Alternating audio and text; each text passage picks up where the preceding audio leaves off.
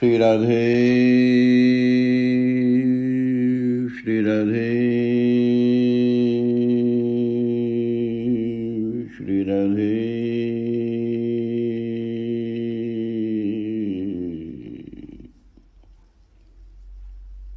श्री राधे श्री राधे श्री राधे श्री राधे श्री राधे श्री राधे श्री राधे।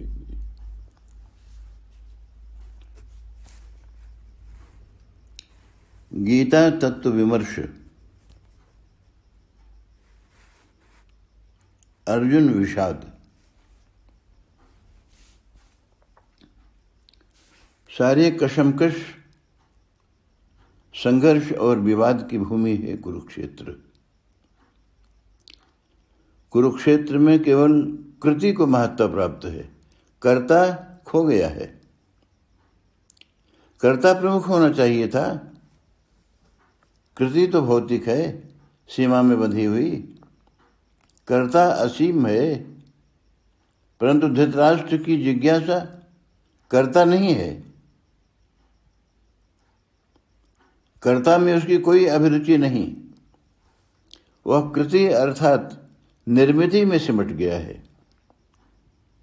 भौतिक चिंतना और लौकिक चाहना के सिवा उसे कुछ और नहीं सूझ रहा। वह कुरुक्षेत्र को धर्मक्षेत्र नहीं बनने देना चाहता। वो नहीं चाहता कि कुरुक्षेत्र तीर्थ बने। उसका जीवन स्वकेंद्रित है, अहम केंद्रित है।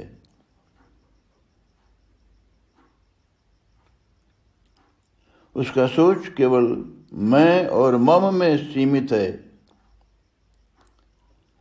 तभी वह संजय से प्रथम जिज्ञासा करता है, धर्म क्षेत्रे कुरुक्षेत्रे समवेता ये उत्सवः मामकाः पांडवाश्चैव किम अकुर्वत संजय। कुरुक्षेत्र को धर्मक्षेत्र तो बनाना चाहता है धृतराष्ट्र भी, परंतु उसकी मंशा ईमानदारी की नहीं है। वह दुर्योधन आदि को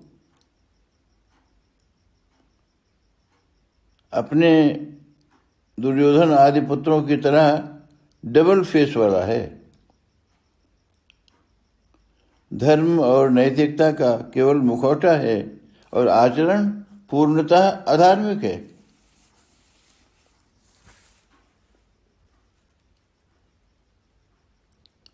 वह धृतराष्ट्र है, अर्थात राष्ट्र को धारण करता है।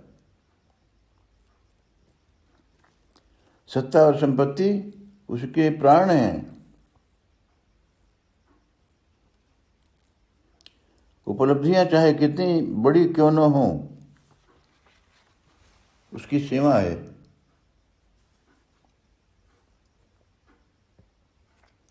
वह बार बार अपना मुकुट संभालता दिखता है। होई न विषय विराग भवन बसत भा चौथपन। चौथापन आ गया, अर्थात वार्धक्य आ गया। शरीर भी नाना प्रकार की बीमारियों से भरता चला गया। धृतराष्ट्र बहुत सजग सावधान अपना मुकुट पकड़े बैठा हुआ। द्वार पर आहट होती और मजबूती से धृतराष्ट्र मुकुट पकड़ लेता। राजभवन के वातायन से सरसराहट भरी हवा का झोंका भी आता तो धृतराष्ट्र और मजबूती से अपना मुकुट पकड़ लेता। जितना मजबूती से वह अपना मुकुट पकड़ता, मुकुट सरसराहट के साथ खिसकता चला आता नीचे की ओर, ठीक ऐसे जैसे कोई मुट्ठी में बालू भर ले। अब होता क्या है, धीरे धीरे वह बालू उंगलियों के बीच से गिरने लगती है और उसके बचाव में हम जितना ही मुट्ठी को भींच लेते हैं, दबा लेते हैं, दबाते हैं, उतना ही बालू खिसकती जाती है। ऐसे ही धृतराष्ट्र जितना मजबूती से मुकुट को पकड़ता है, उसे लगता मुकुट तो खिसकता जा रहा है। वह खोना और पाना की कशमकश, यह जो खोना और पाना की कशमकश है जीवन में, इससे छुटकारा पाना बड़ा कठिन है। यही तो संसार है। इसी तरह संसार में हम नीचे की ओर खिसकते चले जाते हैं। धृतराष्ट्र पूछता है संजय से, धर्म क्षेत्रे कुरुक्षेत्रे समवेता ही उत्सव मामकाः पांडवाश्चैव किम अकुर्वत संजय। कुरुक्षेत्र धर्मक्षेत्र कैसे बने, यह चाहना है धृतराष्ट्र की। परंतु वह ईमानदार नहीं है और अंतरंग में दुर्बल भी है, बहुत दुर्बल। उसकी सबसे बड़ी कमजोरी है दुर्योधन। यह जानते हुए भी कि दुर्योधन हठीला है, ईर्ष्यालु है और पांडवों के प्रति अकारण शत्रु भाव से प्रेरित है, परंतु दुर्योधन की हठधर्मिता के सामने झुक जाता है धृतराष्ट्र। दुर्योधन भी साधारण नहीं है। वह अपने आप को टटोलता रहता है। वह जानना चाहता है, अरे कोई तो बताए कि मैं गलत हूं, मैं गलत कहाँ हूं। जानामि धर्मम न च मे प्रवृत्ति, जानामि धर्मम न च मे निवृत्ति,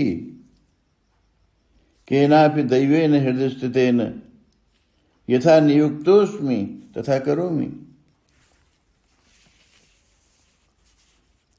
रावण की भी यही मनोदशा है। वह नादान अज्ञानी नहीं है। खर और दूषण उसके पराक्रम की कसौटी हैं। भगवान के सिवा खर और दूषण को कोई अन्य मार नहीं सकता, परंतु रावण की विवशता है कि वह अपना स्वभाव नहीं बदल सकता।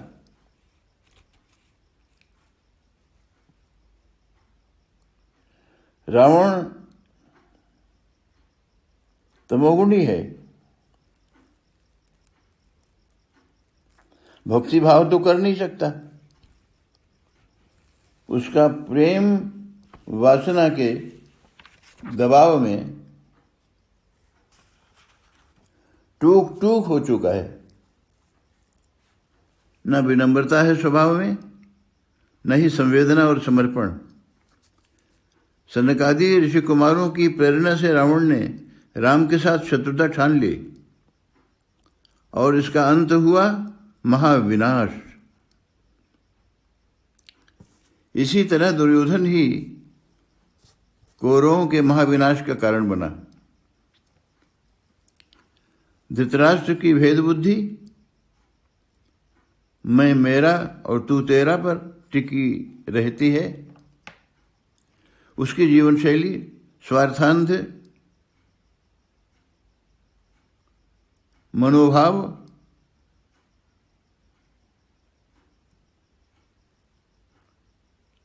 और आत्मकेंद्रित सोच ने उसे ऐसे समुन्नत शिखर पर खड़ा कर दिया है जहां से आगे जाना संभव नहीं, पीछे लौटना भी असंभव। धृतराष्ट्र ने कहा, संजय, तीर्थ भूमि कुरुक्षेत्र में मेरे पुत्रों ने तथा पांडुपुत्रों ने क्या कहा और किस प्रकार से युद्ध प्रारंभ हुआ, उसका विस्तार से वर्णन करो। धृतराष्ट्र यदि युद्ध नहीं चाहता तो युद्ध टल सकता था, परंतु धृतराष्ट्र ने अपने राज्य सिंहासन के प्रलोभन में कुरुक्षेत्र में घटित होने वाले प्रलयंकारी विनाश का अनदेखा किया। यही उसका अंधापन है। महाभारत महासंग्राम की दो धुरी हैं। एक ओर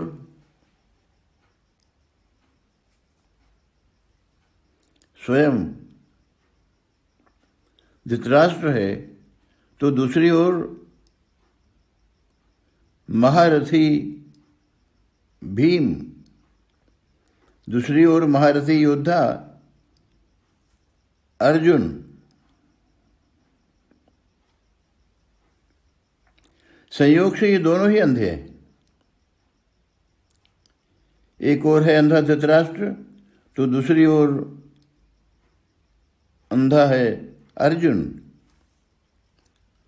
हाँ, अर्जुन का अंधापन दिखता है, अर्जुन का अंधापन दिखाई नहीं देता। धृतराष्ट्र का अंधापन सभी को दिखता है,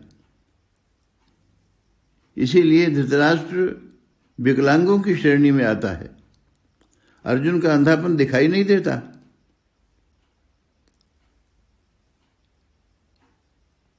इसीलिए अर्जुन विकलांगों की श्रेणी में नहीं आता।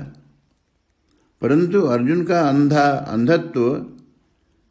का अंधत्व भले ही न दिखाई पड़े, खतरनाक है। धृतराष्ट्र अंधा है, साफ दिखाई पड़ता है कि विकलांग है। धृतराष्ट्र की जिज्ञासा पर संजय ने कहा, महाराज, दुर्योधन को ऐसा लगता है कि उसकी सेना और सैन्य संगठन पांडवों से न्यून है, दुर्बल है, कमजोर है। पांडवों की सेना महाबली भीम द्वारा संरक्षित है, जो स्वपक्ष को पूर्ण समर्पित है, जबकि कौरव पक्ष के संरक्षक पितामह भीष्म हैं, जिनकी निष्ठा संदिग्ध है। पितामह का शरीर रहता है कौरवों के साथ, परंतु उनका मन पांडवों के पास रहता है। इसी कारण युद्ध के परिणाम को लेकर दुर्योधन उद्विग्न है। अपर्याप्तम तदस्माकं बलम भीष्माभिरक्षितम पर्याप्तम तुदमे तेषां बलम भीमाभिरक्षितम। युद्ध का विषम क्षण है, शस्त्र सन्नद्ध सभी प्रकार की मुद्रा में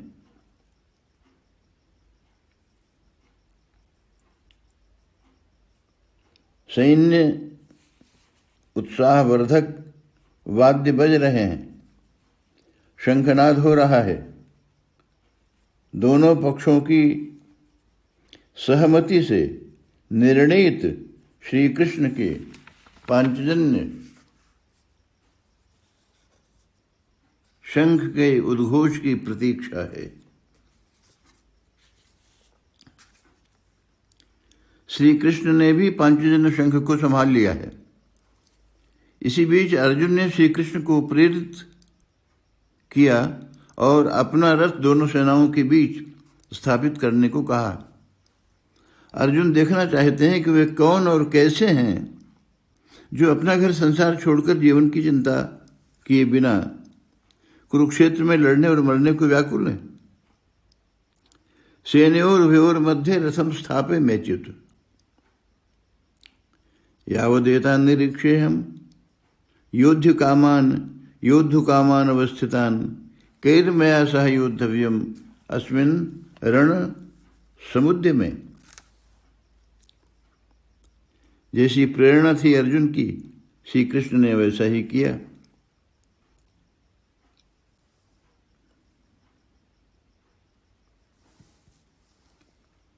देखा अर्जुन ने अपने सम्मुख खड़े हुए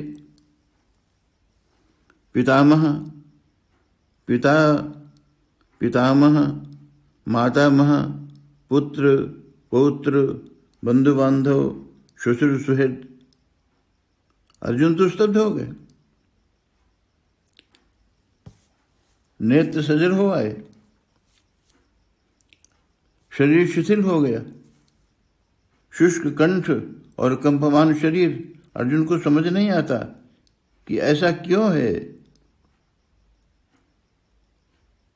क्यों गांडीव धनुष मेरे हाथ से खिसक रहा है।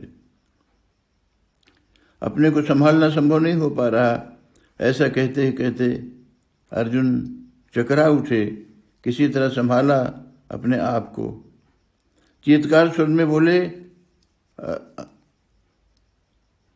कृष्ण न कांक्षे विजयम कृष्ण न च राज्यम सुखानि च किन्नो राज्येन गोविंद किम भोगैर्जीवितेन वा येषाम् अर्थे कांक्षितं नो राज्यं भोगाः सुखानि च इमे ते इमे वस्थिता युद्धे प्राणास्त्यक्त्वा धनानि च। नहीं कृष्ण, नहीं चाहिए ऐसी विजय, नहीं चाहिए ऐसी सत्ता संपत्ति, नहीं चाहिए भोग वैभव। ऐसा जीवन भी किस काम का जिनके लिए हम राजसुख वैभव प्राप्त करने के लिए युद्ध जैसे घोर कर्म में प्रवृत्त हैं, वे तो स्वयं अपना जीवन दांव पर लगाए युद्ध भूमि में डटे खड़े हैं। ये हमारे ऊपर शस्त्र प्रहार करते हैं तो करें, पर मैं इन्हें नहीं मारूंगा। कृष्ण, इन्हें कुलक्षय का दोष और मित्रद्रोह का पाप नहीं दिख रहा, परंतु हम उसे क्यों न देखें। कुलधर्म का नाश होने पर नारकीय यातना भुगतनी पड़ती है। यह तो बड़ा अनर्थकारी पाप लोगों से हुआ जा रहा है। यह अनर्थ हम लोग करने को तैयार हैं। यह राज्य सुख भोग उपभोग नहीं चाहिए, कृष्ण नहीं चाहिए। यदि कौरव पक्ष के लोग हमें मारें तो भी हम कोई प्रतिकार न करेंगे। कृष्ण, हमें कुछ नहीं सूझ रहा, मुझे राह दिखाओ कृष्ण, राह दिखाओ। मैं विषाद की ज्वाला में झुलस रहा हूं, संभालो कृष्ण, हमें संभालो संभालो संभालो। श्री राधे श्री राधे श्री राधे श्री राधे श्री राधे श्री राधे श्री राधे।